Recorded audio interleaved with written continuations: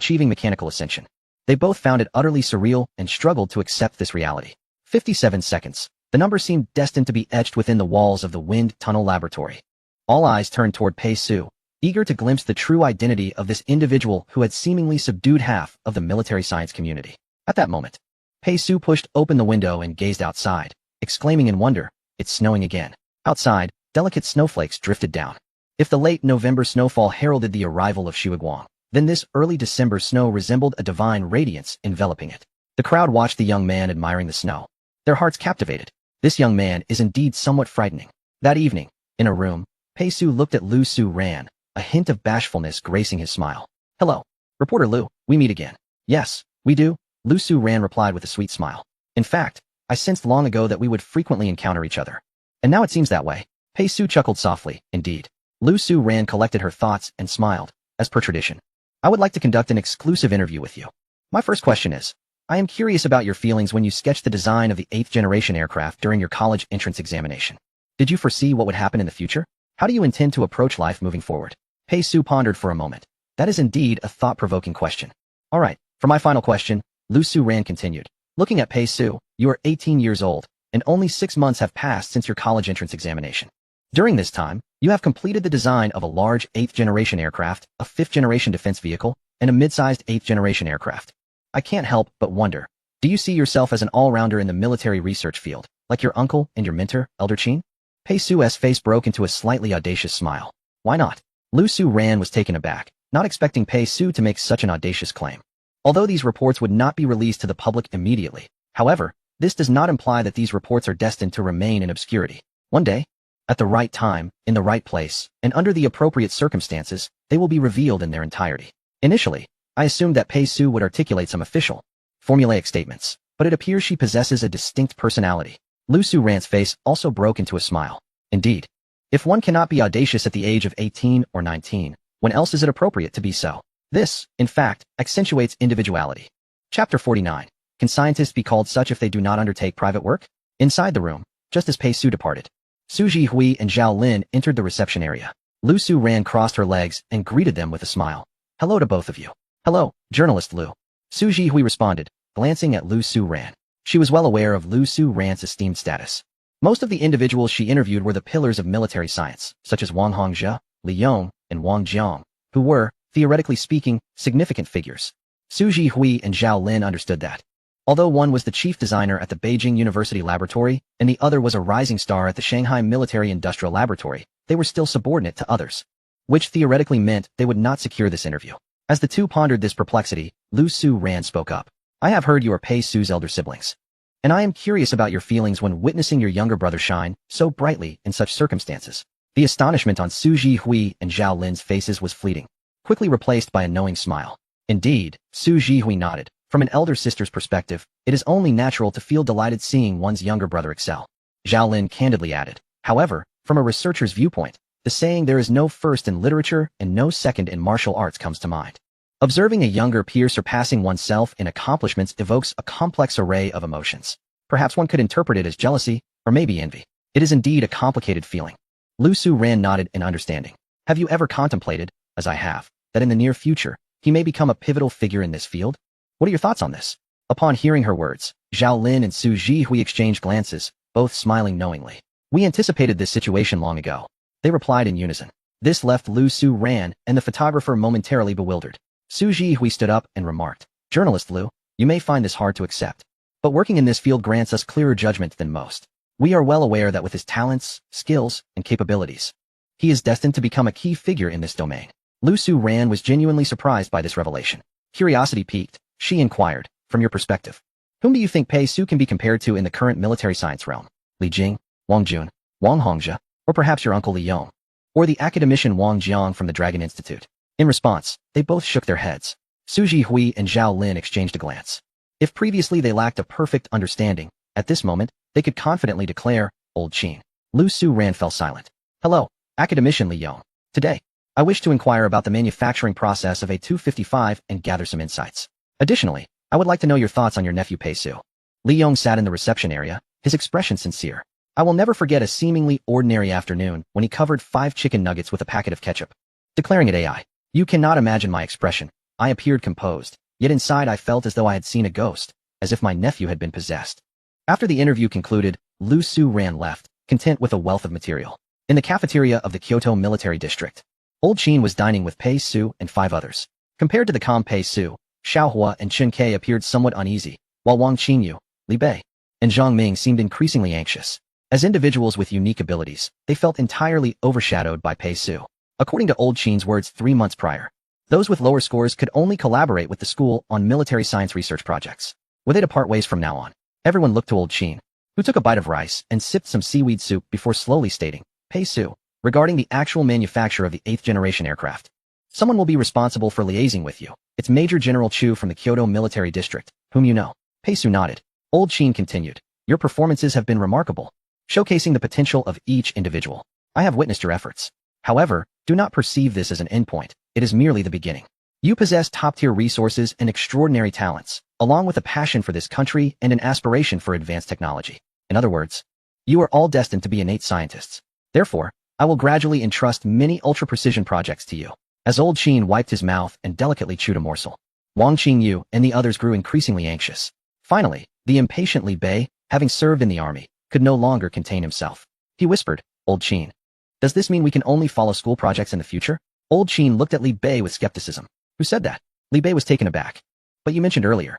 Old Qin chuckled, shaking his head. Initially, that was indeed the case, but your performances have changed my mind. You are all individuals with unique abilities, yet it seems you lack some coordination, preventing you from maximizing your potential. Therefore, Pei Su, you will be the class leader from now on, with the authority to allocate all students in the first Dragon Talent class. Upon hearing this, it was not Pei Su, who had gained power, that first rejoiced, but rather Wang Qinyu and the others who were assigned to his group. How wonderful. Working on projects alongside the school is entirely different from working with Old Qin. Yet Old Qin shifted his tone. However, your current expenses have been excessive. Your 2 groups alone have already surpassed 50 million in 3 months. This year's research funds are severely depleted, so henceforth, I permit you to undertake private projects. All earnings can be kept without needing to be handed over to anyone. Upon hearing this, the group felt as though they might faint. What was this? This was the highest privilege of a scientist. As the saying goes, a scientist who cannot undertake private work is not a good scientist. And now, Old Qin had granted them this authority. From this point on, they could openly accept private work.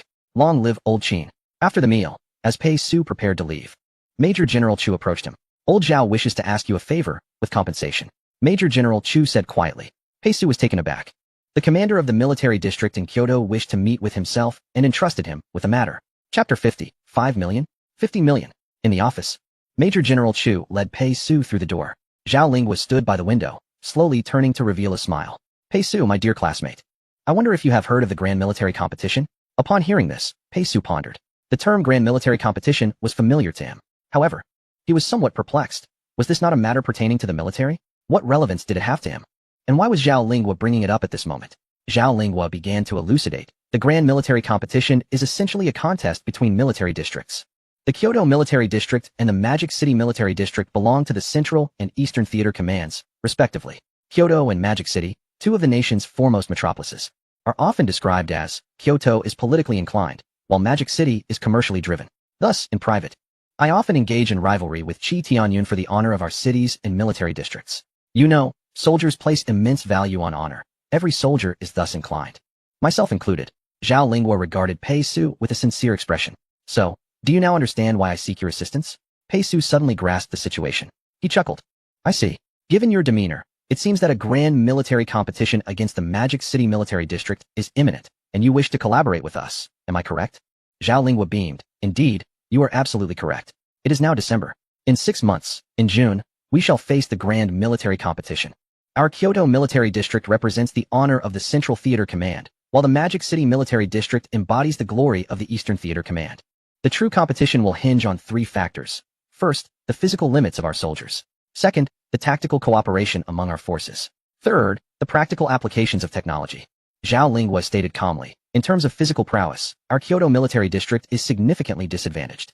Due to geographical constraints, our soldiers' physical qualities cannot compare to those of the soldiers from the Xinjiang, Tibet, and Mongolia regions. Furthermore, I have learned that since last year, Qi Tianyun has integrated cutting-edge military-grade AI into our district's elite training programs, capable of accurately analyzing each soldier's physical abilities and limits. We are at a disadvantage, and this one step is a chasm apart. Hence, I cannot ascertain whether our Kyoto Military District can defeat the Magic City Military District in terms of physicality. After all, Zhao Lingwa scoffed, Magic City is exceedingly wealthy. The Magic City Military District has invested nearly $1.5 billion in their life intelligence AI without a blink. Pei Su could not help but resonate with this sentiment. Wealth had almost become a stereotype of Magic City. However, Zhao Lingwa continued, in terms of tactical cooperation, we have produced 16 commanders and 2 Blue Force commanding officers. Our tactics surpass any military district and theater. His gaze fixed upon Pei Su, filled with fervor, an embodiment of a soldier's relentless pursuit of supreme glory, which was a passionate and fervid gaze. Pei Su, we in the Kyoto Military District aspire to triumph in this grand military competition against the Magic City Military District. For this, we require formidable technology. It must be a large weapon that cannot be countered. Ideally, it should be deployable alongside tanks. Thus, Zhao Lingwa earnestly implored, Pei Su, I ask you to assist me.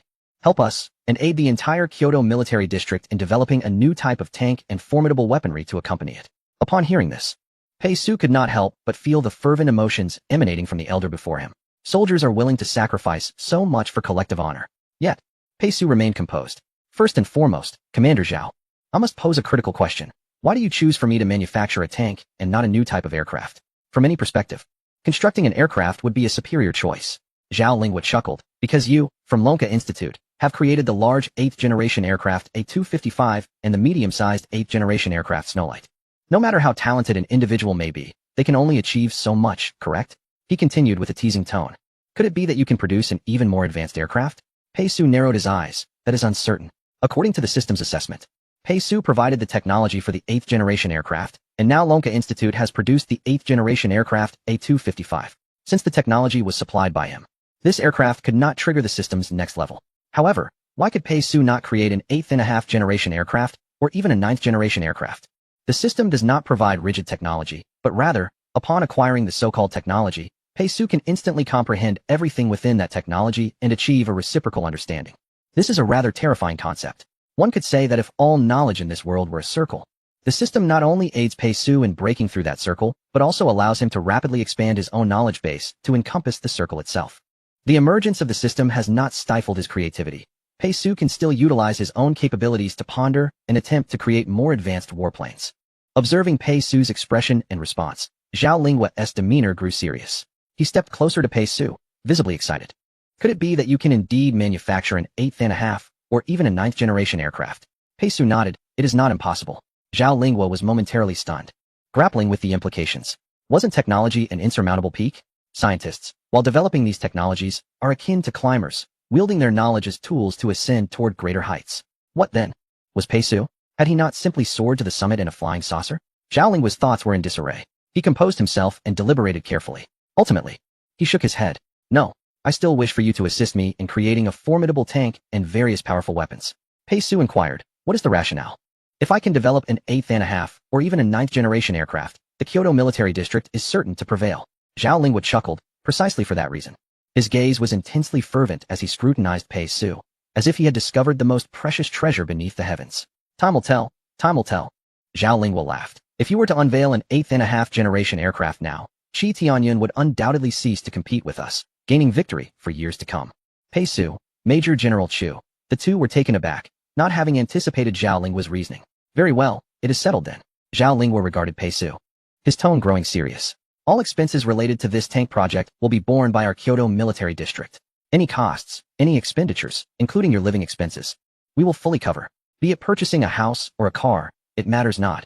As long as it does not involve illegal financial matters, it is inconsequential. Upon completion, this amount, Zhao Lingwa raised his hand, slightly bending his wrist. Pei Su looked at the hand and asked, 5 million? Not entirely. Zhao Lingwa replied calmly. If we lose, it will be 5 million. If we win, that figure will rise to 50 million. 5 million and 50 million. Pei Su exclaimed, yes, yes, yes. It's done. Chapter 51. 1 billion for Pei Su's yearly usage rights. 50 million, 50 million, 50 million, 50 million, 50 million. Zhao Lingwa's subsequent words were somewhat lost on Pei Su. All she could recall was the figure of 50 million. With such a sum, where could one not indulge? Thus, Pei Su wandered out of the office in a daze. Inside the office, Major General Chu could not help but remark, Old Zhao, are you not being a tad unreasonable? 50 million? Are you jesting? Zhao Lingwa cast a sidelong glance at Major General Chu. Isn't it a matter of lacking funds? Spare me, Chu retorted, rolling his eyes. This year's balance still has over 1,500,000,000. You're giving them mere pocket change, taking advantage of a college student's inexpensive labor? Zhao Lingwa became flustered at this. Hey, don't put that label on me. The funds in the account have origins and destinations. In reality, only about 1,500,000,000 can be utilized. Hearing this, Major General Chu muttered, so it's still exploiting cheap labor? Winning against the Magic City Military District? How improbable is that? Pei Su, not being a member of the military district, had never witnessed the grand competition among the armed forces. Thus, she could not grasp the enormity of the challenge. The Kyoto Military District and the Magic City Military District were akin to two level 100 bosses, having exhausted every means and maximized every resource. The two military districts were locked in a fierce contest, relying on someone as extraordinary as Pei Su for a turnaround. And yet, she was offered merely 50 million? This struck Major General Chu as rather unjust. Winning the grand military competition would yield greater funding in the following year. At this point, he could not help but voice, isn't giving just 50 million a bit unreasonable? Zhao Lingwa rolled his eyes. Are you foolish? Do you genuinely believe I am a simpleton or a capitalist who relishes exploitation? I am reserving this money for a significant purpose. As he spoke, Zhao Lingwa picked up the red desk phone and dialed a number. Hello? Old Qin, there is a matter I wish to discuss with you. Oh, you've guessed it? Where are you? I'll come to find you. At the military district's entrance, Old Qin lounged in a chair, basking in the sun while speaking on the phone. He lazily replied, June of next year will be the day you compete against Qi Tianyan. This pertains to who will secure more funding in the following year, affecting the victory of the Central Military District and the Eastern Military District. I had surmised you would attempt to poach this child from my side. However, I can tell you outright, that is quite improbable. A vehicle gradually came to a halt by the roadside. Zhao Lingwa and Major General Chu alighted and approached Old Qin. Zhao Lingwa forced a smile. Old Qin, matters are not so simplistic. Everything has its price. To my knowledge, you published a paper in 2009 exploring the feasibility of a secondary nuclear deterrence project.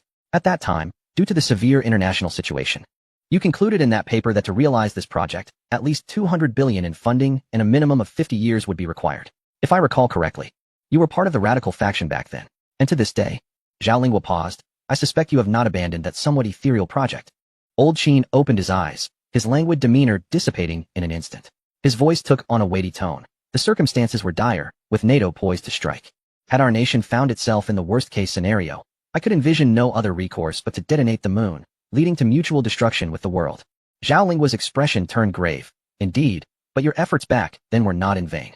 The paper on secondary nuclear deterrence resonated both domestically and internationally, causing what could have been a tumultuous year to pass without turmoil, even keeping the ambitious NATO in check. What is secondary nuclear deterrence? Major General Chu, upon hearing this, began to uncover a hidden narrative from years past. Yet, it seemed to involve a plan to detonate a large nuclear bomb on the moon, triggering a nuclear fusion within, thus destabilizing the ecological balance of the solar system and leading to Earth's catastrophic collapse. If memory serves me right, Zhao Lingwa softly remarked, in 2014, personnel from the State Council conducted a clandestine meeting with you. The contents were never disclosed to the public, as they were contemplating whether your secondary nuclear deterrence plan had potential for continuation. Old Qin nodded. Indeed. And the final outcome? Zhao Lingwa narrowed his eyes. I suspect the so-called secondary nuclear deterrence plan was ultimately rejected by those at the State Council, for it was deemed too radical. Yet, in my view, it could serve as a far more terrifying means of mutual destruction than the simultaneous detonation of 1 million nuclear warheads. Old Qin merely gazed at Zhao Lingwa. What exactly are you trying to convey? Nothing much. Zhao Lingwa inhaled deeply, revealing a smile. Such matters are too distant. But what I wish to say is, if you desire to pursue this project, substantial funding is required. The 200 billion shortfall from 2009 remains unaddressed. I propose a collaboration. Pei Su, this talent is one I truly admire. He is the most exceptional young individual I have encountered. 1 billion. Zhao Lingwa gestured with his fingers. 10 billion. Loan this child to me for a year. Old Qin's eyes suddenly widened. Major General Chu couldn't hide his astonishment. So this was the intended use of the 10 billion in the account. Old Qin remained silent for a considerable time, ultimately shaking his head in refusal. Why? Zhao Lingwa queried, puzzled. I have read your original paper on the secondary nuclear deterrence project. While radical, it is the only means to save the nation in dire circumstances. This project still holds immense value today. You have been striving to develop methods for secondary nuclear deterrence. Now, 10 billion is presented before you, and the cost is merely a child's yearly usage rights. Could you not consider it as a year of training for him in the military? Old Qin looked at Zhao Lingwa, resolutely shaking his head. No. Zhao Lingwa appeared a bit dazed. Is the price too low? Old Qin replied with a tone of conviction. My time is limited.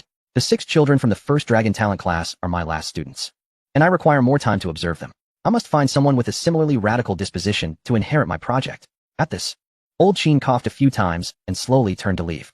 Zhao Lingua felt a sense of loss, staring blankly at the old man's retreating figure.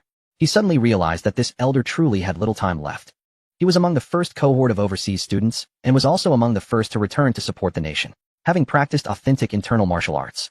He appeared to be in his early 80s despite being over 90, yet he was genuinely aging. His back had begun to curve in a distorted hunch. Meanwhile, Pei Su found Xiao Hua and the other 5, relaying the private job that Zhao Lingua had assigned her involving 50 million in full detail. 50 million. Upon hearing this figure, everyone present was momentarily dumbfounded. 50 million, divided among 6 of us, amounts to over 800,000 each. Xiao Hua murmured, 800,000. The possibilities for what we could do with that are endless. Chen Ke pondered, I've always wanted to buy an Audi A6, which costs 450,000. Wang Qingyu murmured to herself, Hermes, LV, Chanel, Gucci, Armani, Dior, Versace, YSL, Burberry, Prada. Zhang Ming, filled with excitement, exclaimed, with this sum of money, I can finally settle my mortgage. The house I purchased for my parents back home still has over 700,000 in loans. Li Bei also felt a surge of restlessness. If I acquire this money, I could procure an abundance of books, domestic, international, from New York, London, Singapore, Paris, and Tokyo, those rare volumes that are not sold to foreigners. If I offer a sufficiently high price, they will surely sell them to me. Each person was lost in reverie, contemplating what to do with their newfound wealth. Chen Ke yearned for an Audi A6 priced at 450,000. Wang Qingyu, with her innate appreciation for beauty, craved luxury goods. Zhang Ming had used his severance pay as a down payment for a home for his parents, which still bore a significant outstanding mortgage. Li Bei aspired to become a learned individual, thus wishing to use this money to acquire books that would typically not be available to him. Is this what we call a private endeavor? The group gazed at Pei Su with sparkling eyes, as if beholding a savior. Yet, Chen Ke expressed a hint of concern. Can we assist the Kyoto Military District in defeating the Shanghai Military District and triumph in this grand military competition? After all, this matter pertains to the allocation of military funding for the coming years, and the Shanghai Military District will undoubtedly enlist the finest scientists to bolster their technological prowess. No sooner had he finished speaking than a hand rested upon his shoulder. Chen Ke turned to find it was Xiao Hua, placing his hand on Chen Ke's shoulder. Xiao Hua appeared quite relaxed. Trust, Chen Ke, belief requires no justification. As long as we firmly believe in our inevitable victory, defeat is not an option.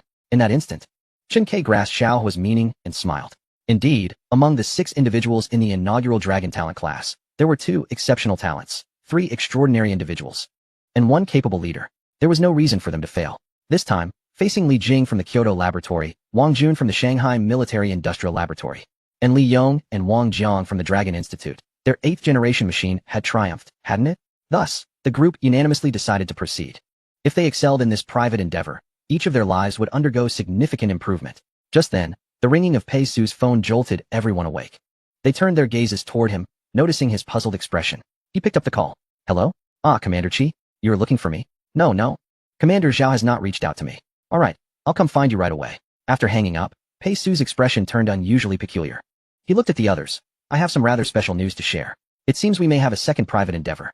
However, this second task appears to conflict with the first. The group pondered thoughtfully. Commander Chi's call to Pei Su needed no further elaboration. It was undoubtedly regarding the upcoming military competition in June next year. After a moment of contemplation, they collectively stated, let us see what the price is. They were not soldiers, thus lacking the sense of honor tied to military victory. Scientists have to make a living too, right? In such circumstances, it was essential to consider who would offer the higher price. Pei Su, the highest bidder wins. At Shaohuang Mountain, when Pei Su arrived, Qi Tianyan stood on the hillside, gazing into the distance, revealing only his silhouette. Beside Qi Tianyan stood an aide, aged in his 40s or 50s, significantly older than Major General Chu. You've arrived. Qi Tianyan turned to Pei Su, offering a warm smile. Pei Su nodded. If I am not mistaken. Qi Tianyan approached Pei Su and inquired. Old Zhao has already contacted you and presented you with quite generous terms. Pei Su pondered for a moment and nodded. Indeed. He certainly cannot conceal such matters from someone of this stature. No worries. Qi Tianyan stated directly. Have you considered developing within the Shanghai Military District? Here. You would enjoy the finest resources available domestically. Our Eastern Theater is the most economically powerful of all, and here, many of your ideas could gradually materialize. Pei Su smiled and politely declined. Qi Tianyan expressed mild regret, but was not disappointed, as he had anticipated this outcome. 5 minutes prior, he had placed a call to Elder Qin. Elder Qin, 20 billion for a year. Let us have this child for just 1 year. Qi Tianyan had conveyed to Elder Qin. I will only need him for a year. The following year, he will return to assist you. Elder Qin had refused.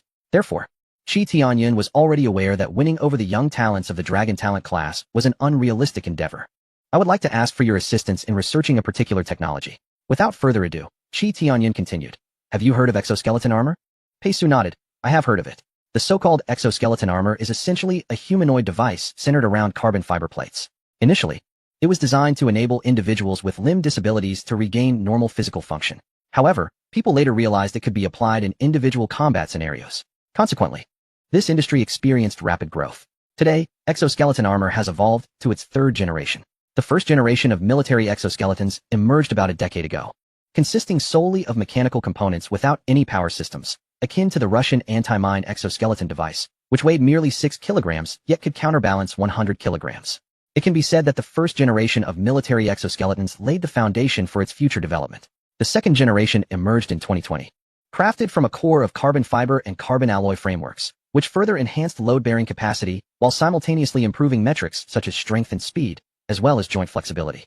By 2024, the third generation of military exoskeletons was born.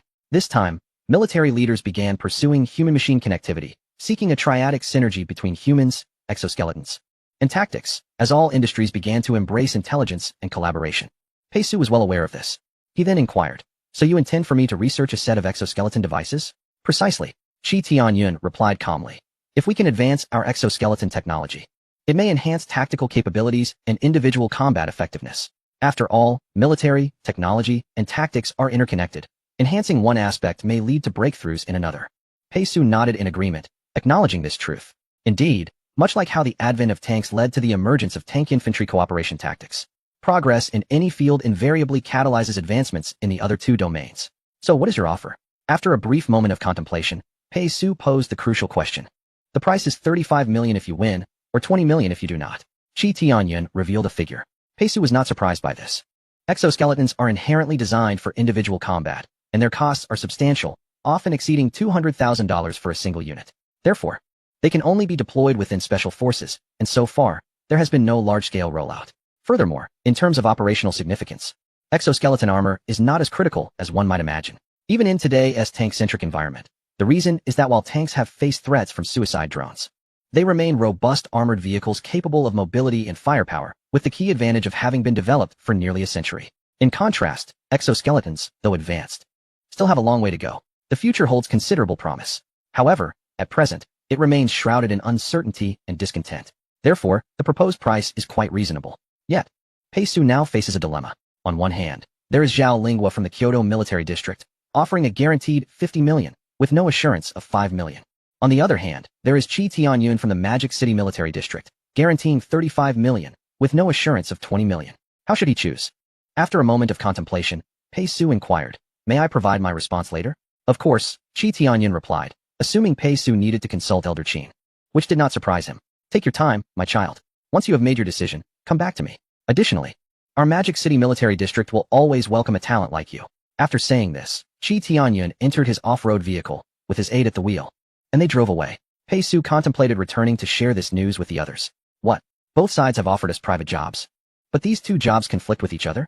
Upon hearing this, the initial joy among the group dissipated, replaced by a sense of concern.